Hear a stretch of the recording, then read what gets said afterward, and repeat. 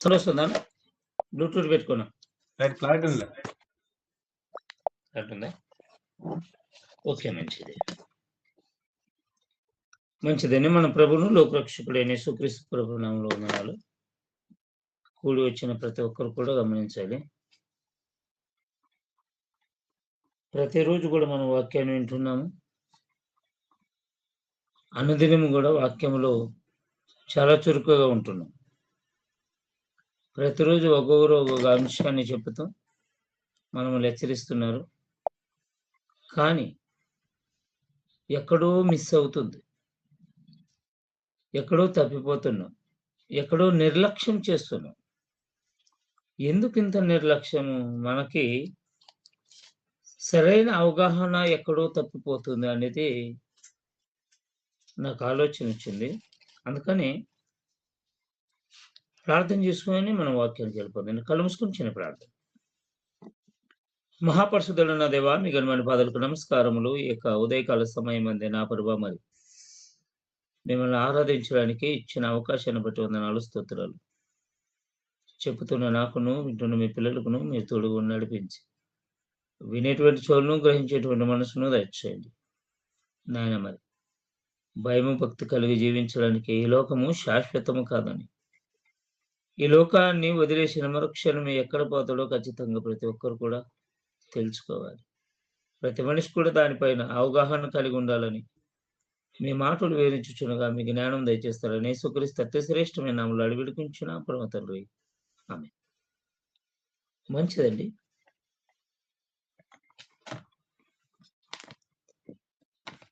ఒకసారి మనం చూసుకుంటే మార్కు సువార్త 9వ అధ్యాయం 48వ వచనాన్ని చదువుకొని మనం వాక్య భాగంలోకి వెళ్ళిపోదామండి. మార్కు సువార్త ఎవరైనా ఒకరు క్లారిటీగా చదవండి. నరకమున వారి పురుగు చావదు, అగ్ని ఆరదు. ఇక్కడ బాగా చూసుకుంటే నరకమున వారి పురుగు చావదు, అగ్ని ఆరదు అంటున్నాడు. పురుగు అంటే ఏమిటి? మన ఆత్మ. ఇది గుర్తుపెట్టుకోవాలి. ఈ మాట వివరించడానికి, ఈ మాట చెప్పడానికి, ఈ మాటలు మనకు అందించడానికి ఎంతో మంది ప్రయాసపడ్డారు, కష్టపడ్డారు, ప్రాణాలను వదిలేశారు, కుటుంబాలను వదిలేశారు. వాక్యాన్ని చదివే ప్రతి ఒక్కరూ, వినే ప్రతి ఒక్కరూ ఇది గుర్తుపెట్టుకోవాలి. వాక్యము ఫ్రీగా వచ్చింది కాదు.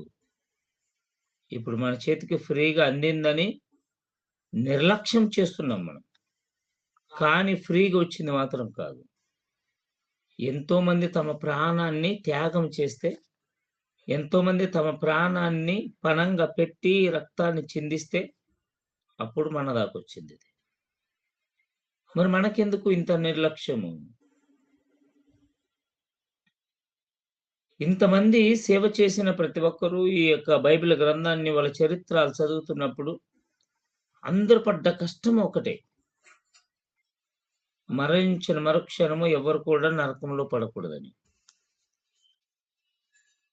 కానీ అనుదినము వాక్యం వింటున్న మనము, అనుదినము చర్చికి వెళ్తున్న మనము ఎక్కడో మిస్ అవుతుంది. ఎందుకో తెలుసా? నిర్లక్ష్యం. ఏమవుతుందో చూద్దాం. ప్రతి ఒక్కరు కూడా నేను మాట్లాడుతూ ఒక విషయాన్ని గుర్తు చేస్తాను. ఒక పుట్టిన పిల్లగాడు ఉన్నాడు అనుకోండి. సంవత్సరము గడిచే కొద్ది ఏమైపోతుందంటే శరీరం ఎదుగుదలగా ఉంటుంది. శరీరం అనేది పెరుగుతుంది. ఎలాగైతే సంవత్సరానికి ఒక్కొక్క విధంగా అయి తను ఈ యొక్క భూమి పైన బలపరుతాడో, శరీరమందు మనిషి ఎలాగైతే ఎదుగుతాడో ప్రతి ఒక్కరు కూడా ఆత్మలో కూడా ఎదగాలి. ఒకవేళ మన పిల్లలు ఎదక్కపోతే, మన పిల్లలు పెరగకపోతే మనం ఏం చేస్తాం తెలుసా? సంవత్సరం 2 సంవత్సరాలు చూస్తాం, మంచి మంచి ఆహారం పెడతాము, ఎప్పటికీ కూడా ఎదగడు అనే మనకు అనిపిస్తే వెంటనే డాక్టర్ గనపోయి చూపిస్తాం. ఏమంట? మా కుమారుడు ఎందుకు ఎదగతలేడు చూడండి, ఏమన్నా లోపం ఉందా? ఆహారంలో లోపం ఉందా? ఎందుకంటే అది కంటికి కనిపించేది కాబట్టి ప్రతి ఒక్క శ్రద్ధ అనేది తీసుకుంటారు. మరి మనిషి ఈ శరీరంలో ఉన్నప్పుడు శరీరమును గురించి ఇంత జాగ్రత్తగా తీసుకుంటే, మనము చిన్నప్పుడు మొదలుకొని ఇప్పుడు వరకు ఎన్నో సార్లు వాక్యం విన్న మనము, ఎన్నో సార్లు వాక్యము చదివిన మనము, ఎన్నో సార్లు ప్రార్థన చేసిన మనము, మన ఆత్మ అనేటువంటిది ఎంతవరకు ఎదిగింది? ఎంతవరకు బలపడింది? అంచెలంచెలుగా మనిషి ఈ భూమి మీద కడప కనబడుచున్న దాని గురించి కేవలము ఈ భూమి మీద కొద్ది రోజులు, మహా అంటే 60, 70 సంవత్సరాలు, 80 సంవత్సరాలు. 60, 70 సంవత్సరాలే ఎక్కువ. శరీరంలో బలం ఉన్నంత వరకే మనిషి బ్రతకాలని కోరుకుంటాడు. ఆ తర్వాత నీవు 100 సంవత్సరాలు బ్రతికినా, ఆ బ్రతుకు మీద విసుగొస్తుంది. ఎందుకో తెలుసా? శరీరము సహకరించక, చెప్పిన మాట పిల్లలు వినక, సమయానికి తిండి పెట్టక, తినింది సమయానికి అరక్క, మనిషి ఈ భూమి మీద ఉన్నప్పుడు ఏం చేస్తాడంటే, బ్రతికినా వేస్టు అనుకుంటాడు. ఈ 60, 70 సంవత్సరాలు దీని గురించి ఇంత జాగ్రత్తలు తీసుకుంటాడు. కొంతమంది సాక్ష్యాలు చూడండి. ఒకప్పుడు మాకు తిననీకి లేకుండండి. సుగ్గిలు తిరుగుతుంటిమి. ఎన్నో ప్రాంతాలకి తిరిగి, కూటికి మాత్రమే పని చేశాము. కేవలం తిన్నీకి మాత్రమే గాసాలు ఉన్నాము. మా పరిస్థితి మా పిల్లలకి రాకూడదని, ముందు ఇలాంటి దినాలు ఉండకూడదని మేము కష్టపడ్డామండి. ఈరోజు దేవుడు మాకి అన్నం ఇచ్చాడండి.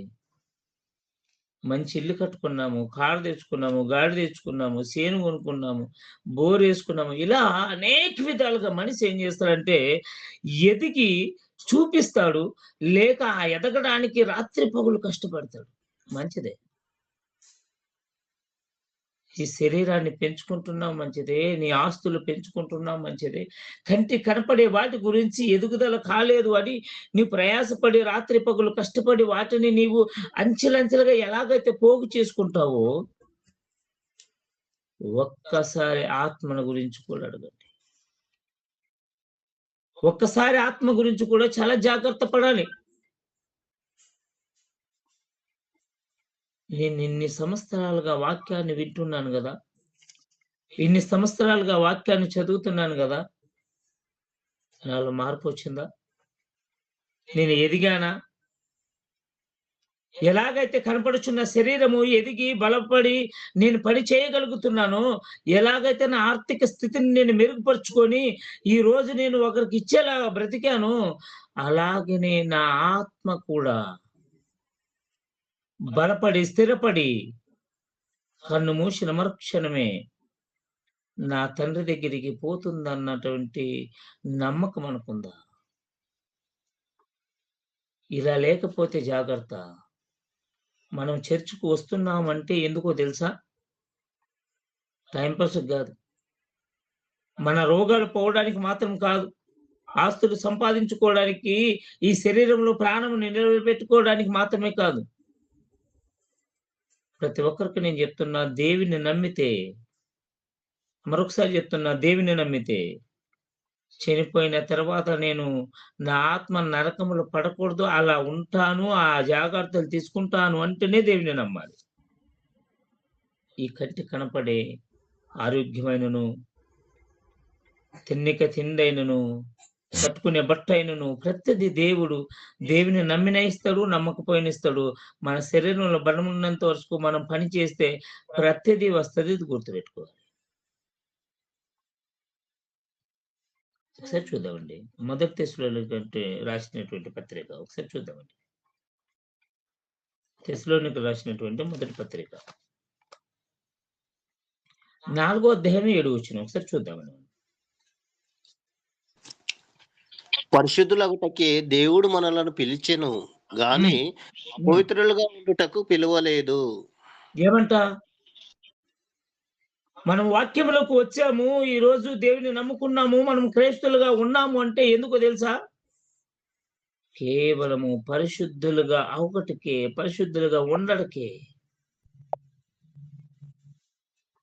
ఎందుకు పిలిచాడు? ఈ లోకంలో ఆస్తి సంపాదించుకోవడానికి, ఆరోగ్యాన్ని సంపాదించుకోవడానికి, ఈ లోకంగా పేరు సంపాదించుకోవడానికి దేవుడు మనల్ని పిలవలేదు. ఆయన పిలిచిన పిలుపేంటో తెలుసా? నీవైనా, నేనైనా పరిశుద్ధంగా బ్రతకడానికి మాత్రమే. పరిశుద్ధులుగా జీవించడానికి మాత్రమే. మరి ఎలా బ్రతుకుతున్నాము? మనిషి బ్రతికేంటి? మనిషి ఒంటరిగా ఉన్నప్పుడు ఏదై ఉంటాడో అదే జాగ్రత్త. 10 మందిలో ఉన్నప్పుడు నీవు కపట నాటకం చూపించొచ్చేమో. 10 మందిలో ఉన్నప్పుడు నిన్ను నీవు 10 మందిలో మంచిగా జేసుకోవడానికి, లేక 10 మందిలో మంచోడు అనిపించుకోవడానికి నీవు ఒకవేళ 10 మంది కళ్ళు కప్పి మంచివాడుగా నటించొచ్చేమో కానీ, నీవు ఒంటరిగా ఉన్నప్పుడు నీవు చేసే ఆలోచనైనను, నీవు చేసే పనైనను ఏదైతే ఉన్నదో అదే రైట్. దానిని బట్టే దేవుడు మార్పులేస్తాడు. దానిని బట్టే దేవుడు ఏం చేస్తాడో తెలుసా? మన యొక్క ప్రతిఫలం ఇస్తాడు. మరేంటి? ఒకసారి చూద్దామండి. గలతీయులకు రాసిన పత్రిక 2వ అధ్యాయం 20వ వచనం ఒకసారి చూద్దామండి. నేను క్రీస్తుతో కూడా సిలువ వేయబడి ఉన్నాను. ఇకను జీవించువాడను నేను కాదు, క్రీస్తే నా యందు జీవించుచున్నాడు. నేనిప్పుడు శరీరమందు జీవించుచున్న జీవితము నన్ను ప్రేమించి నా కొరకు తను తాను అప్పగించుకొనిన దేవుని కుమారుని యందలి విశ్వాసము వలన జీవించుచున్నాను. చూశారా? అపోస్తలుడైన పౌలు గారు మాట్లాడుతూ ఏమంటున్నాడు? నేను క్రీస్తుతో కూడా సిలువ వేయబడితిని. సిలువ అంటే అర్థం ఏంటో తెలుసా? యేసుక్రీస్తు ప్రభు ప్రాణాన్ని పెట్టాడు, తిరిగి 3 దినాన లేచాడు. బాప్తిసమము తీసుకున్న ప్రతి ఒక్కరికి చెప్తున్నా నేను. బాప్తిసం తీసుకోని వారు, అన్యులు ఈ కేటగిరీలోకి రాలేదు, గుర్తుపెట్టుకోవాలి. వాళ్ళు క్రైస్తవులైనా సరే, వాక్యాన్ని చదివినా సరే, చర్చ్‌కొచ్చినా సరే, వాళ్ళు దీంట్లోకి రారు. ఎప్పటి వరకు బాప్తిసం తీసుకోరు అప్పటి వరకు. అపోస్తలుడైన పౌలు గారు మనకు మాట్లాడిన మాట, నేను క్రీస్తుతో కూడా ఉన్నాను. ఇకను జీవించుచున్నాను నేను కాదు, క్రీస్తు నాలో జీవిస్తున్నాను. ప్రతి నెల లేదా ప్రతి వారం ద్రాక్షరసం రొట్టె తీసుకుంటాం. ఏమంట? యేసుక్రీస్తు ప్రభు మనలో సగభాగమై ఉన్నాడు అని. మన సగరక్తంలో ఆయన ఉన్నాడని ఇది గుర్తుపెట్టుకోవాలి. ఒక అబ్బాయి ప్రశ్నించాడు. అన్నా, ద్రాక్షరసం రొట్టె తింటే పాపాలన్నీ పోతాయి గదా! ఎన్ని పాపాలు చేసినా క్షమించబడతాయి గదా! నేనన్నాను, తింటే పాపాలు పోవు నాయనా. నీ పాపం చేయకుండా ఉండడానికి నీవు సొంతంగా ఒక్కడిగా లేవు. నీతో పాటు యేసుక్రీస్తు ప్రభు ఉన్నాడు నీలోనే సగభాగమై అని నిన్ను జాగ్రత్త పరచుకోవడానికి, అనుదినము జ్ఞాపకం చేసుకోవడానికి. నీవే పని చేసినా నీవు ఒంటరి వాడివి కాదు. నీలో ఇప్పుడు సగభాగము క్రీస్తు అయి ఉన్నాడని. ఎవరైతే నా రక్తాన్ని త్రాగుతారో, నా శరీరాన్ని తింటారో, నేను వానిలోను వాడు నాలోను ఉండును అని వాక్యం సెలవిచ్చిన ప్రకారము మనం ఏది చేసినా క్రీస్తుని దానిలో వినువాలు చేస్తామని గుర్తుపెట్టుకోవాలి. బాప్తిసం తీసుకున్న ప్రతి ఒక్కరు కూడా. అందుకే ఈయన మాట్లాడుతున్నాడు. ఇప్పుడు జీవించుచున్నాము, జీవితము నాది కాదు, నన్ను ప్రేమించి నా నిమిత్తము ప్రాణం పెట్టిన యేసుక్రీస్తు ప్రభువే తానే స్వయంగా నాలో జీవిస్తున్నాడు. ఎంతమంది ఇలా ఆలోచన చేసి జీవిస్తున్నారు? నేను బాప్తిసం తీసుకున్న మరుక్షణం అయిపోయింది, నా జీవితం నా చేతిలో లేదు. అప్పటి నుండి లెక్క వేరు, అంతకుముందు లెక్క వేరు. నేను ఎప్పుడైతే బాప్తిసం తీసుకున్నానో నాలో నేను లేను. ఎందుకో తెలుసా? నా పాత జీవితాన్ని పాతిపెట్టి నేను చనిపోయాను. ఇప్పుడు కొత్తగా జీవిస్తున్నాను. నేను అంచెలంచెలుగా నా ఆత్మలో ఎదిగి చూపించాలి. కన్ను మూసిన మరుక్షణమే ఏదైతే నేను సగభాగమై ఉన్నానో ఆ క్రీస్తుతో పాటు నేను కలిసి ఉండడానికి పోవాలి. ఒకసారి చూసుకుందామండి. ఇక్కడ వద్దామండి మళ్ళీ ఒకసారి. రోమీయులకు రాసిన పత్రిక 6వ అధ్యాయం. రోమీయులకు రాసిన పత్రిక 6వ అధ్యాయం. 1, 2, 3 వచనాల్లో ఉంటుంది చూడండి. అలాగైనా ఏమందుము? కృప విస్తరింపవలెనని పాపమందు నిలిచి ఉందుమా? ఏమంటున్నారు చూడండి. అలాగైనా ఏమందుము? కృప విస్తరింపవలనని పాపమందు నిలిచిందుమా? అట్లన రాదు. ఏమంట? ఏమనాలి? దాంట్లో నిలిచుంటే కృప అనేది విస్తరిస్తుందా? పాపం చేస్తే కృప అనేది విస్తరిస్తుందా? అట్లా అంటున్నారు చూడండి. అట్లా అనరాదు. పాపం విషయమై చనిపోయిన మనము ఇక మీదట ఎలాగ దానిలో జీవించుదుము? ఏమంటున్నాడు? పాపము విషయమైన చనిపోయిన మనము. చనిపోతే మరి బ్రతికింది ఎవరు?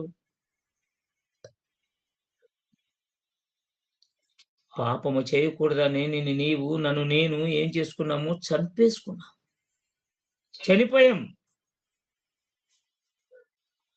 అది మన దాకా ఉన్న జీవితాన్ని తీసేసి కొత్త జీవితాన్ని ఇచ్చేసింది.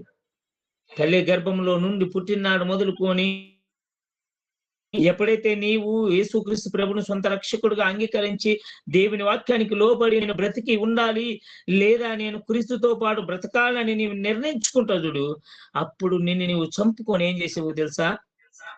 కొత్త జీవితాన్ని ప్రారంభం చేశావు. చూడండి 3వ వచనంలో ఏమంటున్నాడు? క్రీస్తులోనికి బాప్తిసం పొందిన మనమందరము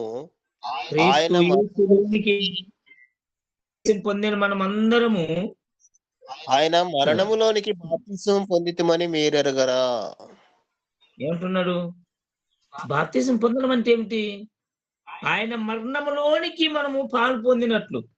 ఎలాగైతే తండ్రి అయిన దేవుడు యేసుక్రీస్తు ప్రభు ఈ లోకంలో ఉన్నప్పుడు సమాధిలో నుండి 3వ దినం లేపాడు, ఆ ప్రకారమే నీవైనా, నేనైనా, స్త్రీ అయినా, పురుషుడైనా, పిల్లోడైనా, పెద్దవాడైనా, ముసలివాడైనా ఏం చేస్తాడో తెలుసా?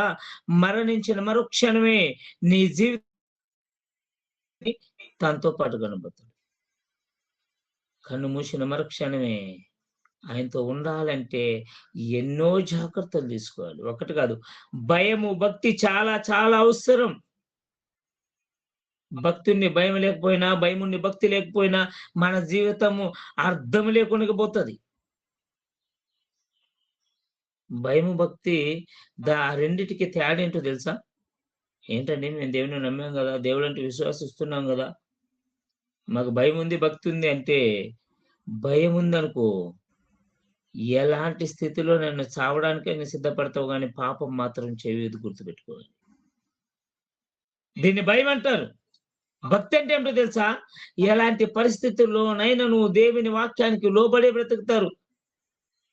నువ్వు ఒంటరిగా ఉన్నా, 100 మందిలో ఉన్నా, 10 మందిలో ఉన్నా, ఎవడేమనుకున్నా ఏమనుకోకపోయినా నీ యొక్క భక్తిని నీవు కనపరుచుకుంటావు. మనుషులకు భయపడవు. భయము, భక్తి చాలా చాలా అవసరం. మనము మరణించి తిరిగి లేసాం. మనము మన శరీరమందు ఎలాగైతే ఇప్పుడు బ్రతుకుతున్నామో మనము కాదు. అందుకే ఇప్పుడు అంటున్నారు చూడండి, గలతీయులకు రాసిన పత్రికలో మాట్లాడుతున్నారు చూడండి. మరొకసారి చదువుకుందాం నా మాట.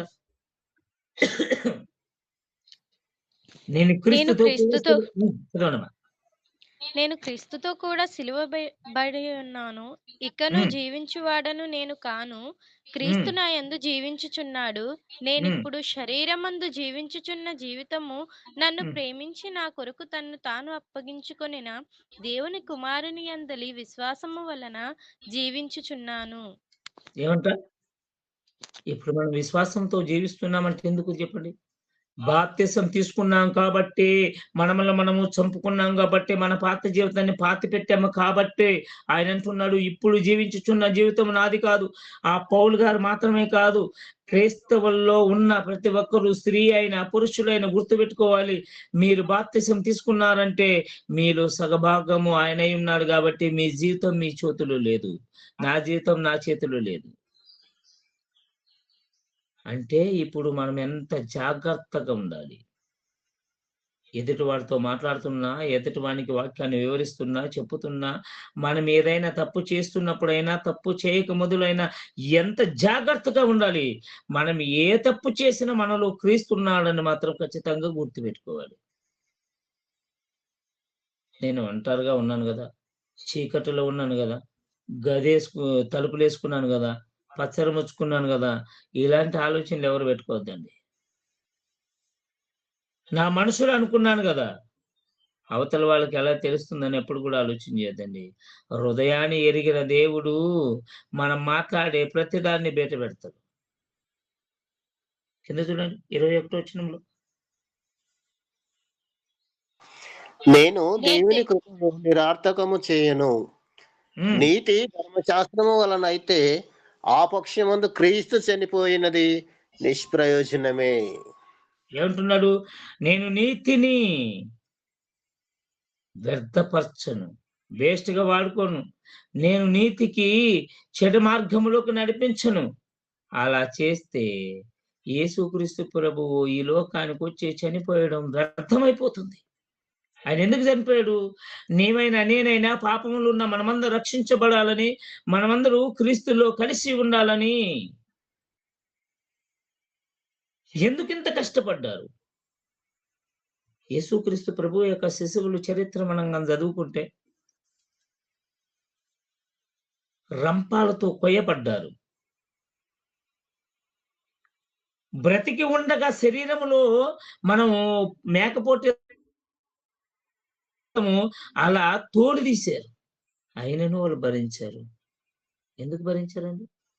చావాల్సిన అవసరం ఏముంది చెప్పండి? కొద్దిగా తగిలితేనే మనం తట్టుకోలేము. కొద్దిగా కోసుకొని పోతేనే దవాఖానికి వెళ్ళిపోతాం. శరీరములో ప్రాణము ఉండగా శరీరేక తోలు తీసేస్తే ఎంత బాధ ఉంటుందో చెప్పండి? ఎలా భరించగలిగి ఉంటారు? ఎందుకు భరించారు వాళ్ళు? ఒకటి ముందున్న తరాల్లో ఎవడు కూడా నశించకూడదు. క్రీస్తు మా నిమిత్తం చనిపోయాడు కాబట్టి ఇదిగో మేము నీతిగా ఉన్నాము. చనిపోయిన ఈ శరీరంలో బాధపడిన మేము చనిపోయినా ఎక్కడ పోతాము? మా తండ్రి దగ్గరికి పోతాం. ఈ శరీరము శాశ్వతం కాదు. ఈ శరీరం యొక్క కష్టాలు ఎన్నైనా మేము భరిస్తాము. శిరస్థేదనం చేశారు వాళ్ళని, రంపాలతో కోశారు, చర్మాన్ని వదిలేశారు, తలకిందులుగా సిలువ వేశారు. ఇంతమంది తమ ప్రాణాలను పెడితే అప్పుడు మన దాకా వచ్చింది. మనకు దీని వాల్యూ ఏంటో తెలుస్తలేదు. కుటుంబాలను వదిలేశారు, ఆస్తులు అమ్మారు. ఎందుకు? మనం అవన్నీ చేయమంటలేడే. మనం విశ్వాసములో విన్న వాక్యాన్ని విడిచిపెట్టుకొని విశ్వాసంలో ఉన్నామని మనకు చెప్తున్నాడు.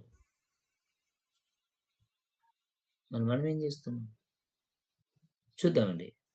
గలతీయులకు రాసిన పత్రిక అదే 3వ అధ్యాయం 27వ వచనం చూద్దామండి ఒకసారి. క్రీస్తులోనికి బాప్తిసం పొందిన మీరందరూ క్రీస్తును ధరించుకొని ఉన్నారు. ఏమంటున్నాడు? క్రీస్తులోనికి బాప్తిసం పొందిన మీరందరూ ఆయన్ని ధరించుకొని ఉన్నారు. అంటే మీరు శరీరాన్ని కప్పుకోవడానికి వస్త్రం ఎలా వేసుకున్నారో మీ ఆత్మలు ఆయన్ని అలా తొడుక్కొని ఉన్నారు. మరి ఏంటి? మనలో క్రీస్తు ఉన్నప్పుడు ఎంత జాగ్రత్తగా ఉండాలి? చర్చికి పోతేనే శుభ్రంగా ఉండాలి. పరిశుద్ధమైన మందిరం అండి. బీడీలు ఉన్నాయా? ఇంట్లో తీసి పెట్టండి. పొగాకు ఉందా? పక్క తీసి పెట్టండి. బూతులు ఆడకూడదు ఇక్కడ, చర్చిలో మాట్లాడకూడదు బూతులు. ఓరి నాయన, నీలో ఆయన ఉన్నాడు, ఇది గుర్తుపెట్టుకోవాలి. చర్చికి పోతున్నప్పుడు ఎంత పరిశుద్ధతగా నీవు ఉండి పరిశుద్ధంగా ఉండాలని నీవు అనుకుంటావో, పరిశుద్ధంగా నీవు చేసుకుంటావు, నీవు జాగ్రత్త పరుచుకుంటావో, అదే ప్రకారమే ఏం చేస్తున్నాడు ఈయన? క్రీస్తును ధరించు. ధరించుకొని ఉన్నావంటే నీ వస్త్రము వేసుకున్నప్పుడు ఎలాగైతే నీ శరీరాన్ని కప్పుకున్నావో నీ ఆత్మను కప్పుకోవడానికి క్రీస్తుని ధరించుకొని ఉన్నావు. ఇంతకన్నా ఇంకేం కావాలి? మన పక్కన పాపం చేస్తున్నప్పుడు అటు ఇటు ఎవరైనా ఉన్నారా అని చూసుకోవడం కాదు, మనలో క్రీస్తు ఉన్నాడా లేదని చూసుకోవాలి. మనసును చూస్తే వచ్చేదేమిటి చెప్పండి? చూడండి కిందికి ఏమంటున్నాడు. ఇందులో యూదుడని గ్రీసు దేశస్థుడని లేదు, దాసుడని స్వతంత్రుడని లేదు, పురుషుడని స్త్రీ అని లేదు, యేసుక్రీస్తునందు మీరందరూ ఏకంగా ఉన్నారు. ఇందులోను యూదుడని గ్రీసు దేశస్థుడని దాసుడని స్వతంత్రుడని పురుషుడని స్త్రీ అని ఏ భేదము లేదు. ఇది గుర్తు పెట్టుకోవాలి. పురుషులతో మాత్రమే ఉంటాడు, ఈ దేశం వారితో మాత్రమే ఉంటాడు కాదు. నీవు ఏ దేశంలో ఉన్నా శరీరంలో ప్రాణం కలిగి ఉన్నావు అంటే నీలో క్రీస్తు ఉన్నాడు. ఎప్పుడున్నాడు? నీ బాప్తిసం తీసుకొని వాక్యానుసారంగా జీవించినప్పుడు మాత్రమే. ఎప్పుడైతే బాప్తిసం తీసుకున్నావో అప్పుడు నిన్ను ఆయన ధరిస్తాడు. అంటే నీవు ఎలాగైతే అంగేసుకుంటావో నీ శరీరాన్ని కాపాడుకోవడానికి, అలాగే నీ ఆత్మను కాపాడుకోవడానికి నీవు ఆయన ధరించుకొని ఉన్నావు. స్త్రీ పురుషుడు ఏ దేశస్తుడని భేదం లేదు. ఇది గుర్తుపెట్టుకోవాలి ప్రతి ఒక్కరు కూడా. మన కళ్ళ ముందు ఏదైనా పాపము మనకి వెంటాడుతున్నప్పుడు, మనకి ఇది తప్పు అని తెలిసినప్పుడు వెంటనే గుర్తు చేసుకోవాల్సినటువంటి విషయం ఏంటో తెలుసా? ఇదిగో నేను ఒంటరిగా లేను, నాలో నా క్రీస్తు ఉన్నాడు.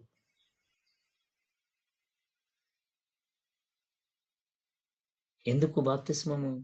మనమల్ని ఆయన సురక్షితంగా ఉంచడానికి. ఆ సురక్షతలో మనం ఉంచి మరణించిన మరుక్షణమే నీవు ఈ లోకంలో ఎన్ని కోట్లు సంపాదించినా, ఎంత మందిని సంపాదించుకున్నా, ఏది సంపాదించుకున్నా, ఆఖరికి శరీరంలో ప్రాణం ఉన్నంత వరుసకు మాత్రమే అవి పనికొస్తావు. కానీ ప్రాణాన్ని వదిలేసిన మరుక్షణమే ఈ లోకంలో వాటిని వదిలేసి వెళ్ళిపోతుంది. ఒక్కటి కూడా పనికి రాదు నీకు, ఒక్కటి కూడా నీ ఎంట రాదు, ఒక్కటి కూడా నీతో పాటు రాదు. మరెందుకు ఇంత ప్రయాసము? కంటికి కనపడే వాటి గురించి పరుగులాడుతున్నవే, కంటికి కనపడే వాటి గురించి నువ్వు ఎంతో జాగ్రత్త తీసుకుంటావే. ఎందుకు నా ఆర్థిక పరిస్థితి మెరుగుపడతలేదు? ఎందుకు నేను ఎంత పని చేసినా ఒక్క రూపాయి కూడా నా దగ్గర ఉండలేదు? ఎందుకు నా పిల్లలు ఇన్ని సంవత్సరాలు గడుస్తున్నా శరీరంలో ఎదగతలేరు? ఏ డాక్టర్ బాగా చూస్తున్నాడు, ఏ డాక్టర్ అలాంటి ఆపరేషన్ చేస్తున్నాడు, ఎలాంటి మందు ఇస్తాడని ఈ శరీరంలో కనపడేవి ఎదగకపోతే మనం ఎంత జాగ్రత్తలు తీసుకుంటామే.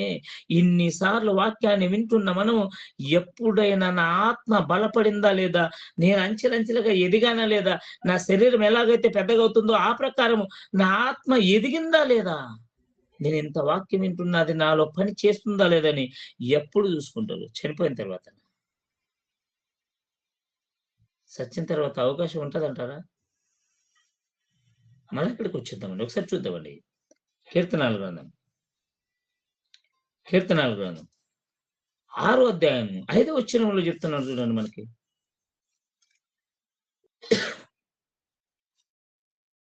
దావీదు మహారాజు గారు మాట్లాడుతూ కీర్తనాల గ్రంథం చదవండి. మరణమైన వారికి నేను గూర్చిన జ్ఞాపకము లేదు. అమ్మ మీరు క్లారిటీ చదవండి, కట్ అవుతుంది. మరణమైన వారికి నిన్ను గూర్చిన జ్ఞానం లేదు. అన్న చదవండి. మరణమైన వారికి నిన్ను గూర్చిన జ్ఞానం లేదు, పాతాళంలో ఎవరు నీకు కృతజ్ఞతాస్తుతులు చెల్లించుదురు? ఏమంటున్నాడు ఈయన? అయ్యా దేవా, నా మాట విను, నన్ను కరుణించు, నా ప్రార్థన విను, నాకు జవాబు ఇవ్వు. ఎందుకు ఇవ్వాలి అంటే ఆయన మాట్లాడుతున్నారు చూడండి. మరణమైన వారికి నిన్ను గురించి జ్ఞాపకం లేదు. చనిపోయిన తర్వాత నీకు ఆయన ధ్యాసే ఉండడు. ఎందుకు ధ్యాస ఉండడు? నీకు ఆడ బాధపడడం తప్ప, ఏడవడం తప్ప ఇంకొక ధ్యాస ఉండదు. పాతాళములో ఎవరు నిన్ను స్తుతించదురు. పాతాళానికి వెళ్ళిపోయిన తర్వాత స్తుతించే అవకాశమే లేదు. ఏమి ఏడవాలన్నా ఇప్పుడు ఏడవాలి. నువ్వేది అడగాలన్నా ఇప్పుడే అడగాలి. నువ్వేది చేయాలన్నా గుర్తుపెట్టుకో, ఈ శరీరంలో ప్రాణం కలిగి ఉన్నప్పుడు మాత్రమే అవకాశం. ఒకసారి శరీరాన్ని ఆత్మ వదిలేసిందా, నీ జీవితం నీ చేతిలో లేదు. నీవు అనుకున్నట్లు బ్రతకలేవు. శరీరంలో ఉన్నప్పుడు నీవు ఎట్లా అనుకుంటే అట్లా బ్రతకచ్చు. ఎందుకంటే దేవుడు నీకైనా నాకైనా స్వేచ్ఛ ఇచ్చేసాడు. నీ ఇష్టానుసారంగా బ్రతకము నాయన. కానీ తీర్పు ఉందని మాత్రము మరవద్దు. ఆ క్షణాన్ని ఎక్కడ పోతావు ఒకసారి ఆలోచన చేసుకో. ఏం తక్కువైంది? దావీదు మహారాజుకి ఏం తక్కువైందా? రాజు ఆయన శాసిస్తే ఏదైనా ఆయన పాదాల దగ్గరికి వస్తుంది. ఆయన ఏది చెప్తే అదే నడవాలి. అలాంటి వాడు మాట్లాడుతున్నాడు చూడండి. మరణమైన వారికి నేను గురించి జ్ఞాపకం లేదు, పాతాళములో ఎవరు నీకు కృతజ్ఞతాస్తుతులు చెల్లించుదురు. చూడండి ఇప్పుడు 6వ వచనంలో చూడండి ఏమంటున్నాడు. 6వ వచనం చదవండి. మీరు అలర్ట్ గా ఉండాలి. నిద్రపోతున్నారు. నేను మూలుగుచు అలసి ఉన్నాను. ప్రతి రాత్రియు కన్నీరు విడ్చుచు నా పరుపు తేలజేయుచున్నాను. నా కన్నీళ్లు చేత నా పడక కొట్టుకొని పోవుచున్నది. విచారము చేత నా కనులు గుంటలు పడుచున్నవి. నాకు బాధ కలిగించు వారి చేత అవి చివికి ఉన్నవి. చాలా ఏమంటున్నాడైనా? ప్రతి రాత్రి కన్నీళ్లు విడిచుచు ప్రార్థన చేస్తున్నాడు. ఏం అవసరం వచ్చింది కన్నీళ్లు కాల్చడానికి? మామూలు కాదు. మనం కన్నీళ్లు కాలిస్తే మన చెంపలు కూడా నానవు. నా పరుపు నానిపోతుంది, తేలజేయుచున్నాను అని చెప్పేసి నా కన్నీళ్ళ చేత నా పరుపు కొట్టకపోతుంది. ఇలా ఎందుకు? నేను రాజు కదా, ఏ తప్పు చేయకూడదని. ఏ తప్పు మార్గంలో మీరు పెట్టుకుంటారా? ఎవరు పక్కన ఏమంటున్నాడు? ఎవరు కూడా తప్పు చేయకూడదని, ఎవరు కూడా ఈ యొక్క లోకంలో ఉన్నప్పుడు దేవుణ్ణి మర్చిపోకూడదని ఆయన మాట్లాడుతూ ఏమంటున్నాడు తెలుసా? ప్రతి రాత్రి కన్నీళ్లు విడిచి. మనం ఎప్పుడు కన్నీళ్లు కలుస్తాం తెలుసా? మనకిష్టమైన వారు చావు బ్రతుకులో ఉన్నప్పుడు, లేక ఇబ్బందులు ఉన్నప్పుడు, లేని సమస్యలు వచ్చినప్పుడు, లేదా మన చేత కాదు ఇది మనకి చేతులు ఎత్తేసాం అనుకున్నప్పుడు, అప్పుడు దేవుడు ధ్యాసకు వస్తే అప్పుడు మాత్రమే కన్నీళ్ళు వస్తాయి మనకి.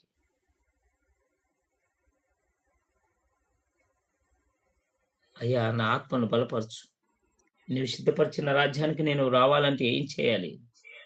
ఏదైనా నా వల్ల తప్పు జరుగుతుందా?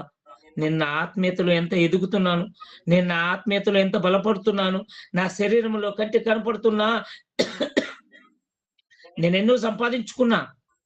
ఒక రాజ్యానికి రాజైనా నన్ను సుఖంగా ఉందాం అనుకున్నాడు ఆయన.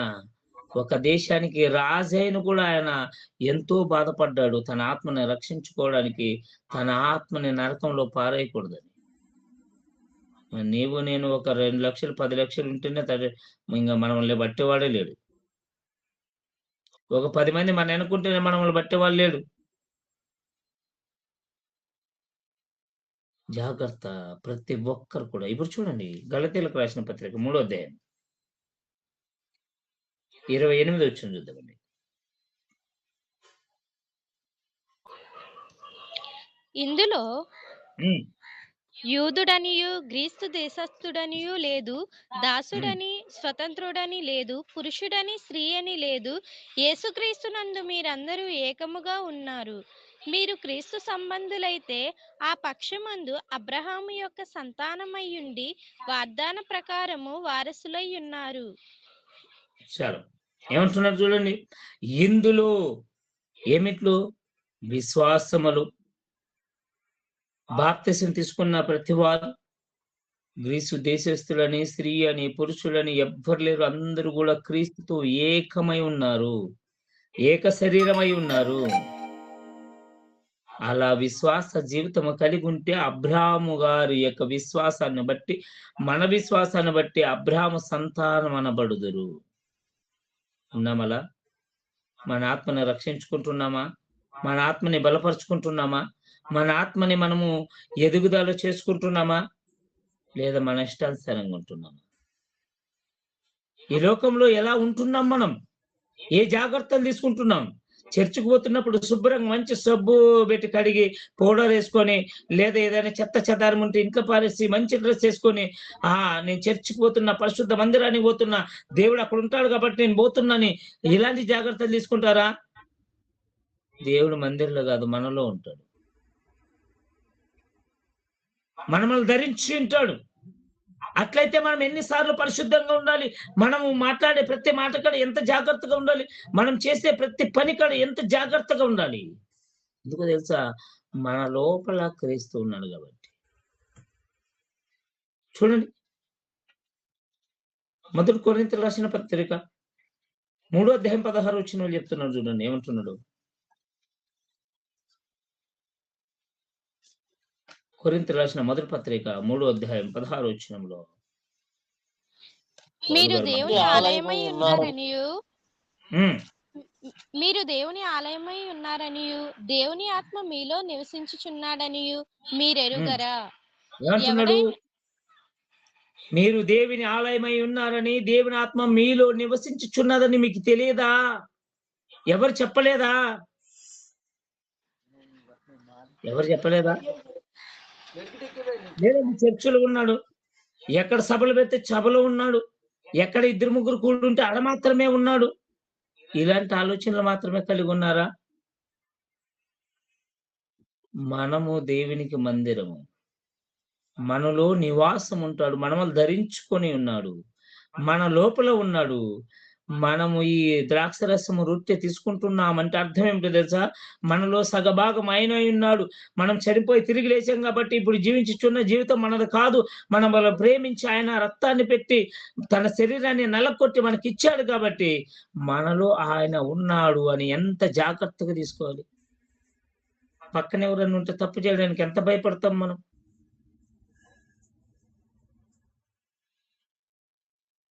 ఏదైనా బూతు మాట్లాడుతుంటే అచానక్ అనుకోకుండా పాస్టర్ వచ్చాడు కంటే, పాస్టర్ వచ్చాడు, మాటలు బంద్ చేయను. పాస్టర్ ముందు ఇట్లా మాట్లాడతారా? ఇలా మాట్లాడే వాళ్ళు ఎంతమంది ఉంటారో చెప్పండి. ఈ శరీరంలో ఉన్న మనుషులకి ఎంత భయపడి నీ జాగ్రత్తలు తీసుకుంటే, నీ శరీరాన్ని రక్షించి తన ప్రాణాన్ని పెట్టి నిన్ను కాపాడిన యేసుక్రీస్తు ప్రభు నీలో ఉన్నప్పుడు నువ్వు ఎంత జాగ్రత్త తీసుకోవాలి. అందుకని ప్రతి ఒక్కరు జాగ్రత్తగా తీసుకోండి. సమయమైంది కాబట్టి ముగిస్తున్నాను. మిగతా భాగాన్ని రేపు కంటిన్యూ చేసుకుందామండి. ఈ కొద్ది మాటలు దేవుడు మన హృదయంలో ఫలింపచేసి ఆశీర్వదించి నడిపించును గాక. ఎందుకంటే కొద్దిగా జల్దీ ఇచ్చింటే ముగిచ్చేవారు. రేపు కొద్దిగా జల్దీ ఇవ్వండి. కళ్ళు మూసుకొని చిన్న ప్రార్థన చేస్తున్నామండి. మహాపరిశుద్ధుడైన నా దేవా, మీ ఘనమైన పాదాలకు నమస్కారములు. ఈ ఉదయకాల సమయం అంది నాయనా, మరి మీ మాటలు మీ జ్ఞాపకం చేసుకొని చున్నగా ఈ శరీరంలో ఎదిగిన మేము, ఆర్థిక పరిస్థితుల్లో ఎదిగిన మేము, మా ఆత్మలో ఎదుగుతున్నామా లేదా ఖచ్చితంగా చూసుకోవాలి. మేము నా ప్రభా ఒట్టివారము కాదు, మీతో కలిసి ఉన్నవారము నాయన. మరి మీ మాటలు మాలో ఉన్నాయి, మీ మాటలు మమ్మల్ని నడిపించుచున్నాయి, మమ్మల్ని బ్రతికించుచున్నాయి. విన్న మీ పిల్లలకును చెప్పిన నాకును మీరు తోడుగా నడిపించి మీ కృపలో భద్రపరుస్తారని యేసుక్రీస్తు అతి శ్రేష్టమైన నామములో అడివిడికించిన బ్రహ్మ తండ్రి, ఆమేన్. Thank you. God bless you. ఈ సమయం ఇచ్చిన పెద్దలందరికీ ఇంతవరకు ఎంతో శ్రద్ధ కలిగి మీ అందరికీ యేసుక్రీస్తు ప్రభు నామములో వందనాలు. Thank you. God bless you. Thank you. Thank you అన్న. నరకమున వారి పురుగు చావదు, అగ్ని